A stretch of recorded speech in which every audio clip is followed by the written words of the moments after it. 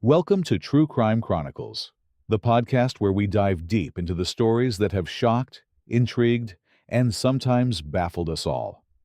Today, we're unraveling the complex and controversial case of Bryan Kohberger, a name that has become synonymous with one of the most chilling crimes in recent history: the murder of four University of Idaho students in November 2022.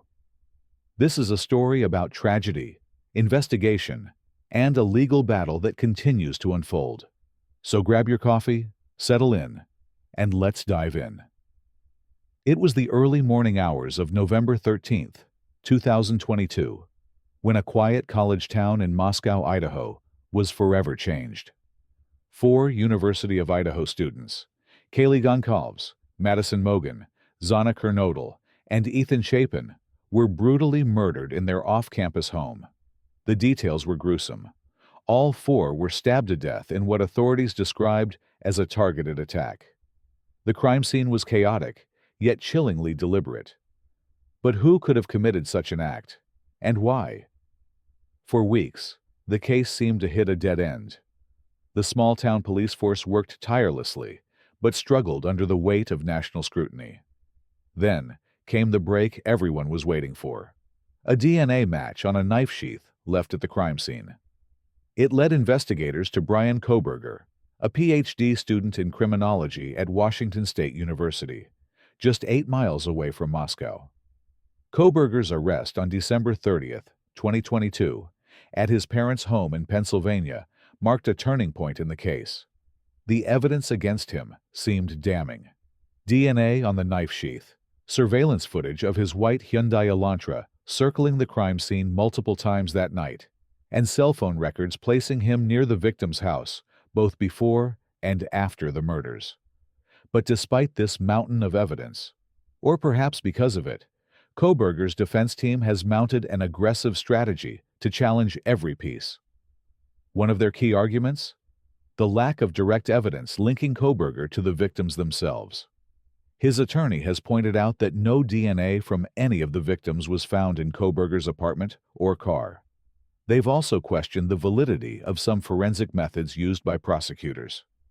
What followed Kohberger's arrest was a series of legal twists and turns that have kept this case in the headlines for over 2 years now.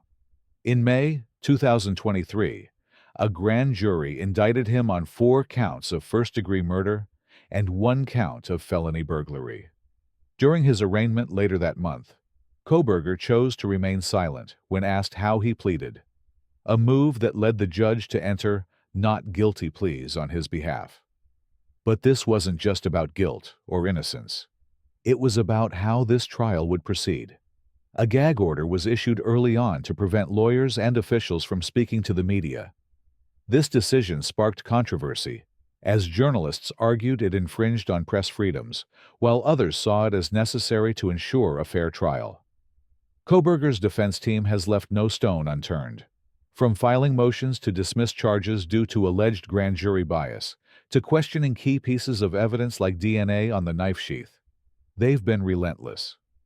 Most recently, they accused prosecutors of withholding expert reports required under Idaho's rules of evidence, a claim that could significantly impact how this trial unfolds. And then there's the issue of public bias. Surveys conducted by Kohberger's legal team revealed that nearly 70% of Latah County residents believe he is guilty. Some even predicted riots if he were acquitted. This led his attorneys to successfully argue for a change of venue. The trial will now take place in Boise rather than Moscow. Adding another layer of complexity is the prosecution's decision to seek the death penalty. This has sparked heated debates about capital punishment in Idaho. Kohberger's defense team has filed multiple motions arguing against its use, citing everything from constitutional concerns to Idaho's recent legalization of firing squad executions as an alternative method. Judge Stephen Hippler recently ruled that capital punishment remains on the table for this case, rejecting all 12 motions filed by Kohberger's attorneys, challenging its constitutionality. For many watching this case unfold, this decision underscores just how high the stakes are. Originally scheduled for October 2023, Kohberger's trial has been delayed multiple times due to procedural disputes and extensive pretrial preparations by both sides. It is now set to begin on August 11, 2025, with jury selection starting in late July. The trial is expected to last 3 months, a grueling process for everyone involved. And let's not forget the victims' families. For them, every delay is another agonizing reminder that justice has yet to be served. Behind all these legal maneuvers are real people, families mourning unimaginable loss, and a community grappling with fear and anger. 2 surviving roommates who were in the house during the murders have provided chilling accounts that will likely be central to the prosecution's case. Meanwhile, Kohberger's family has largely remained silent, but continues to support him as he maintains his innocence. This case has also sparked broader conversations about media coverage and its impact on high-profile trials. With over 440 articles published locally alone since November 2022 and countless more nationwide, it's no wonder finding an impartial jury has been such a challenge. As we look ahead to August 2025, one thing is clear: this trial will be one for the history books. Whether you believe Bryan Kohberger is guilty or innocent, or fall somewhere in between, this case raises critical questions about our justice system. Can someone truly get a fair trial under such intense public scrutiny? How do we balance transparency with fairness?